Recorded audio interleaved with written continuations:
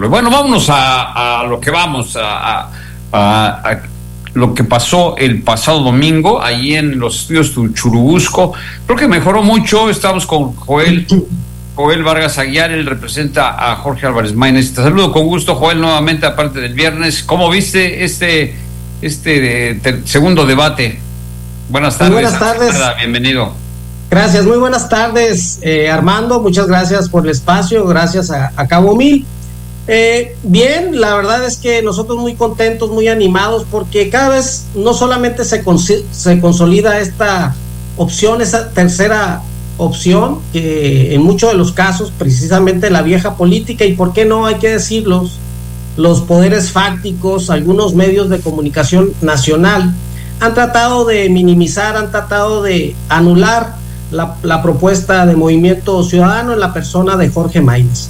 En este segundo debate, precisamente de alguna manera, digamos, es como sintomático de lo que está pasando, del México que tenemos.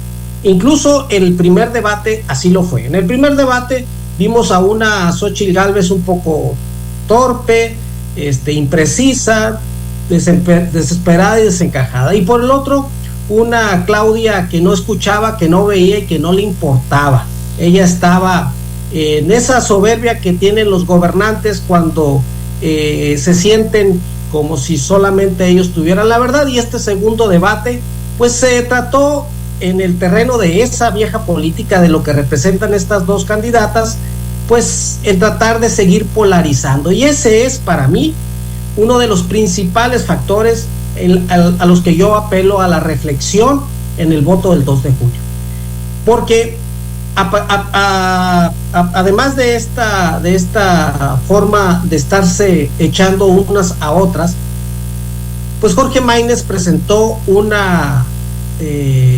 se mostró de manera correcta, conocedor del México, firme en su propuesta, presentó no solamente lo que hará, sino cómo lo hará. Fue el único que habló de una visión de futuro, que pondera por sobre todas las cosas a los jóvenes y a las niñas y niños de este país, y que habló de hechos y resultados, no solamente en lo que él pudiera hacer como presidente del México nuevo que busca, sino lo que se ha hecho por Movimiento Ciudadano en los estados de Nuevo León y Jalisco, ejemplo nacional de pujanza, de productividad, de empleos, pero también lo que han hecho las bancadas naranjas, tanto en el Senado como en la Cámara de Diputados. De modo de que se consolida esta tercera opción. Hace 3 semanas 60 millones de mexicanas y mexicanos no conocían a Maínez, hoy ya lo conocen.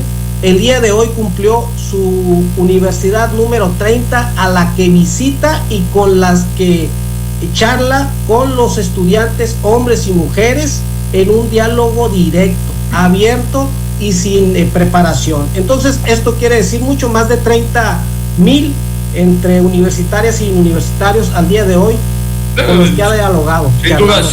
Sin duda, el voto de los jóvenes es importante y él ha mostrado cierta identificación con los jóvenes. No obstante, a ver, ¿qué les dices a los que piensan que los ataques que se vieron, obviamente, ¿no?, de ambos lados, de los 3 lados, pero sobre todo en cuanto a Maínez, de repente como se suelta más contra Xóchitl que contra Sheinbaum? De hecho, hasta se dice que hay algo de tendencia a favorecer a Morena, y también algo dijo, por ahí lo mencionó, de estos reportajes que sacó Latino sobre su asociación con gente de funcionarios de alto nivel en la presidencia en algunos negocios. ¿Qué nos dices al respecto? Este es precisamente uno de los argumentos de la vieja política. Es más, claramente, si lo analizamos detenidamente, Armando, que te invito a volverlo a revisar, atacó más a Claudia en este debate que a Xóchitl. Y eso, decir ataque, es precisar lo que no han hecho, lo que no han atendido, la falta de medicamentos, la falta de oportunidades a jóvenes, pero además la falta de atención a los niños. Es muy claro la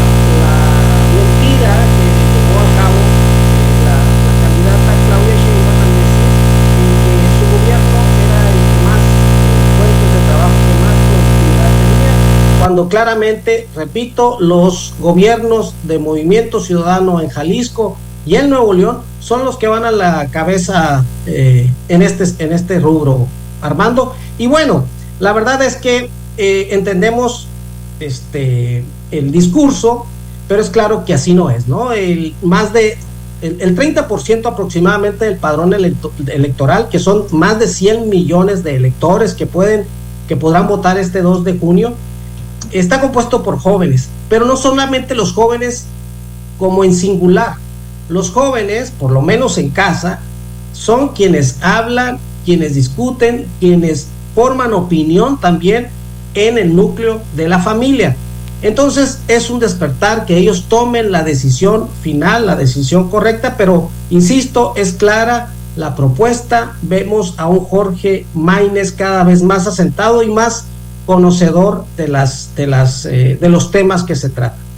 ¿Cuáles son sus expectativas en cuanto al porcentaje de votos que puedan lograr para el 2 de junio?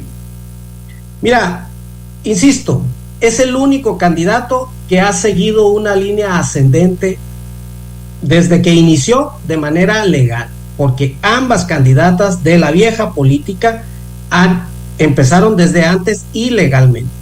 Con esa intención de ese seguimiento que han dado los jóvenes y y muchas de los mexicanos y las mexicanas que no conocían, definitivamente la última semana, el día de la elección, se va a definir quién va a ganar este país, qué rumbo va a tomar este país, más allá de porcentajes, porque hay muchas encuestas, y si por las encuestas fuera, esto ya se hubiera terminado, Armando.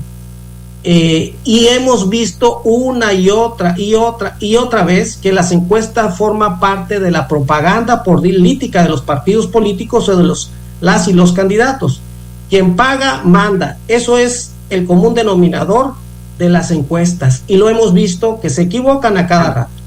Nosotros estamos viendo en las redes sociales que eso es orgánico. Podemos saber quiénes interactúan, quiénes siguen, quiénes ven el contenido que en ellas se expresa, cómo ha estado subiendo de manera vertiginosa. Por eso estamos seguros que esta elección en una semana se llevará a tercios, y en una decisión muy clara de las jóvenes y de los jóvenes, de las familias y del análisis claro, por favor, que no nos volvamos a equivocar y que votemos con el sentimiento.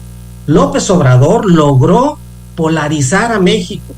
Con ese odio que infundó en muchos, pudo ser presidente. Eso es lo que lo tiene aquí. Y los errores del PAN y el PRI, es cierto, pero que ese odio que ahora él ha hecho que muchas de las personas tengan en su contra, que no los lleve a cometer un error y elegir una candidata como Xóchitl Gálvez, que no ha sido consistente, lo muestra y lo demuestra. ¿Por qué Xóchitl Gálvez? Bueno, porque es la contestataria de López Obrador, pero López Obrador ya se va. Para bien o para mal, gobernó este país como lo hizo, de mi punto de vista, mal. Regresó al pasado, pero ya se va. Que no nos gane la idea de que porque Xóchitl le dice o le mienta la madre a López Obrador, puede ser la mejor candidata, pero además con los peores partidos políticos, el peor PRI de la historia encabezada por Alito Moreno, y el peor PAN de la historia encabezado por Marco Cortés, donde publican además las componentes de lo que hacen ellos, las corrupteras, de repartirse notarías, repartirse organismos autónomos, repartirse presupuesto. Eso es lo que hacen. Oye, eso es lo que ventilan. Imagínense si le damos poder a nivel nacional. Bueno, tenemos ya el tiempo limitado. Finalmente, ¿qué probabilidades les ves a los candidatos de Movimiento Ciudadano aquí en Los Cabos? Bueno, en el estado, tú estás como representante de Maínez, pero aquí pues, no los conocen y no tienen recursos, o sea, están un poquito pues sufriendo pues en contra de todos las otras organizaciones políticas, porque pues quién los ayuda, ¿no? No es tanto el que no tengan recursos, sino que aquí hemos aprendido, quienes no veíamos no habíamos llegado a una organización distinta, a que las voluntades tienen que nacer precisamente de la pertenencia al proyecto. Cuanto más crees en el proyecto, no te va a importar el dinero, porque cuando a partir del dinero mueves y haces una campaña política, por supuesto, ahí vemos un montón de servidores de la nación que por las tardes se vuelven promotores de Morena. Ahí lo vemos. Ahí tienes un buen senador, ahí tienes un buen candidato a senador.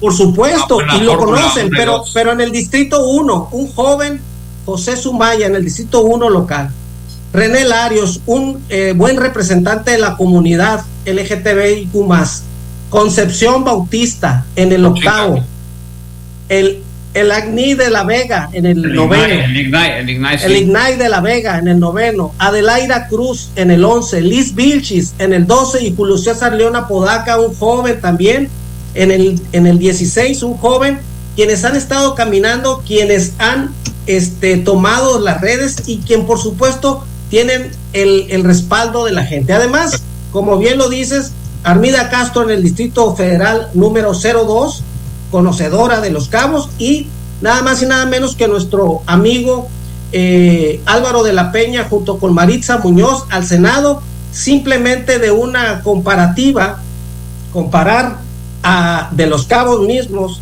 a Lucía Trasviña, por favor, un despropósito total. La otra candidata que todos sabemos que es puesta por y representa intereses muy específicos de Los Cabos y que ustedes conocen más que yo, y alguien que ha dado resultados en donde ha estado como Álvaro de la Peña.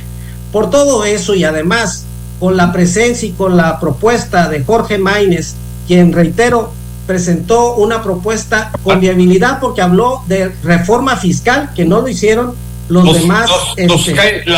Nos cae la guadaña, mi querido Joel. Muchas gracias a Joel Vargas Aguiar, representante de Jorge Maínez de Movimiento Ciudadano. Que te vaya muy bien. A la orden, muchas gracias. Hasta luego, Jesús.